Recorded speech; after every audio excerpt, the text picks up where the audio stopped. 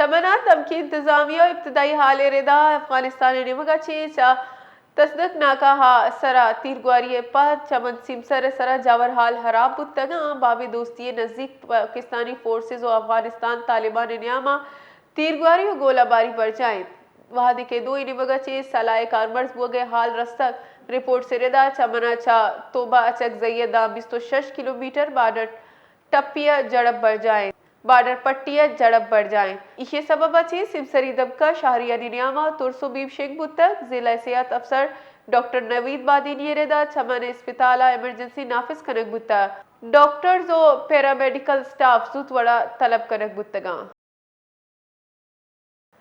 इस वक्त लाइन पे हमारे साथ मौजूद है बिलाल डार। सर, वक्त देने का बहुत बहुत शुक्रिया। सर, गुज़िश्ता शब पाक अफगान बॉर्डर पर जो झड़पें हुई है, ये दूसरी मर्तबा अफगानिस्तान ने इस तरह के हमले करने की कोशिश की है, इस हवाले से आप क्या कहेंगे? देखें, इस हवाले से बड़ी अफसोसनाक सूरत हाल है।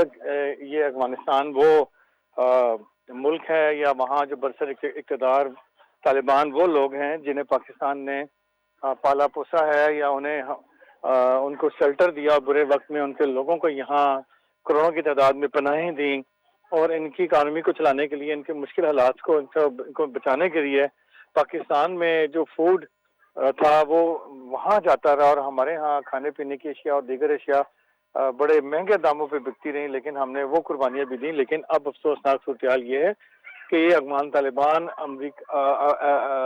इंडिया के कहने के ऊपर ये पाकिस्तान में मुसलसल ये दहशतगर्दी की कार्रवाइयां कर रहे हैं, जो अफसोसनाक है। यकीनन ये सूरत हाल अफगानिस्तान के अपने मुफाद में भी साबित नहीं होगी, क्योंकि अफगानिस्तान के जो ये लोग समझते हैं कि वो पाकिस्तान से जीत सकते हैं, तो ये इनकी खाम ख्याली है। ये कभी भी पाकिस्तान से नहीं जीत सकते हैं, क्योंकि अमेरिका की सूरत हाल और थी और हमारी सूरत हाल और है।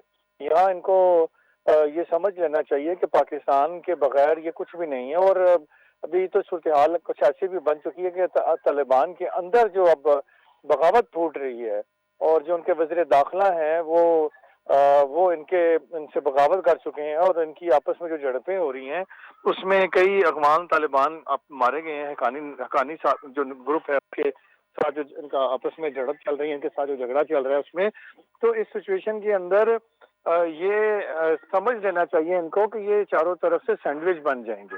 ना तो इनके साथ इनके पड़ोसी ममालिक हैं, जितने भी इनके साथ पड़ोसी ममालिक हैं, जिसमें चाइना है या जिसके साथ ये उज्बेकिस्तान है, ताजिकिस्तान है, जितने भी ये ममालिक हैं ये सारे के सारे इनसे नाखुश हैं। और ये दुनिया को क्या मैसेज दे रहे हैं कि वो ताकत के जरिए हर जगह अपनी बात मनवाएंगे और ताकत के जरिए अपनी मर्जी का निज़ाम हर जगह लागू करेंगे, जिसका वो ऐलान करते रहे हैं। तो पाकिस्तान में तो ऐसा कभी भी नहीं होने लगा, ना होने दिया जाएगा। तो इन झड़पों के नतीजे में जो भी नताइज अब भुगतना पड़ेंगे वो अफगानिस्तान की आवाम को ज्यादा भुगतने पड़ेंगे, क्योंकि जो थोड़ा बहुत यहाँ से कुछ सामान आ जा भी रहा था वो भी शायद बंद हो जाएगा। जी। और मेरा ख्याल है कि अब मजीद इनको बर्दाश्त करना भी चाहिए। जी सर, अफगानिस्तान से हमने देखा है कि कई बार मुज़ाकरात भी हुए हैं, अमन कायम करने के लिए दोनों को एक पिच पर भी लाने की कोशिश की गई है, लेकिन बार बार इन हमलों के बाद पाकिस्तान का क्या रद्द-ए-अमल होगा? देखिए, ऑफ कोर्स पाकिस्तान का फिर रद्द-ए-अमल वही होगा, तंग आमद बजंग आमद, कि फिर पाकिस्तान के पास भी कोई और ऑप्शन बचेगा नहीं। जी। पाकिस्तान को भी फिर मजबूरन इनको, सही बात है, पाकिस्तान के अफवाज पाकिस्तान ने अपनी सरजमीन, अपने अवाम का दिफा तो हर हाल में करना ही करना है। जी जी। तो फिर तंग आमद व जंग आमद और उसके नतीजे में नताइज फिर वही बात है कि अफगानिस्तान के अवाम को भुगतना पड़ेंगे। देखें, अफगान तालिबान को ये समझना चाहिए कि उनका मुल्क दहाइयों से जंग का शिकार है और जंग के नतीजे में उनके करोड़ों अवाम मारे जा चुके हैं और जो बचे भी हैं उनकी जिंदगियां बड़ी मिजरेबल है, मुश्किलात का शिकार है, मसाइब का शिकार है। वहाँ अद्वियात नहीं है, किसी किस्म की कोई प्रोडक्शन नहीं है। जो प्रोडक्शन थी वो वहाँ पे बनसियात की प्रोडक्शन थी, असले की प्रोडक्शन थी, और तो कुछ भी नहीं था। तो इस सूरत हाल में उन्हें अपने मुल्क को रीबिल्ड करना चाहिए, अपनी इकॉनमी को खड़ा करना चाहिए, ना कि इस तरह की जंगों से वो कुछ बना पाएंगे। जिन मुल्कों ने जंगें लड़ी हैं उनकी अपनी इकॉनमी बैठ गई है। अमेरिका की मिसाल ले लें, दुनिया की सुपर पावर है, वो जंगें लड़ लड़ के अब वो स्टेज पे पहुंच चुके हैं कि उनकी अपनी इकॉनमी बड़ी बुरी तरीके से मुतासर हो चुकी है और वो अपनी इकॉनमी को संभालने की कोशिश लगी है। इधर आप यूरोप में चले गए, यूरोप की इकोनॉमी डे बाई डे बैठ रही है, ब्रिटिश की इकोनॉमी बैठ चुकी है इन मामलों में बराह रास्त आने की वजह से या डायरेक्टली या इनडायरेक्टली इन्वॉल्व होने की वजह से। तो तालिबान का जहाँ तो यहाँ वहाँ तो कुछ भी नहीं है, ना कोई इंडस्ट्री है, ना बाकायदा कोई रोड नेटवर्क है, ना कुछ है। तो इस सूरत हाल में उन्हें अपनी आवाम का सोचना चाहिए, और वहाँ की आवाम बहुत तंग है। वैसे भी ये तालिबान हुकूमत कोई वोट के जरिए तो मुंतखब हुई नहीं है।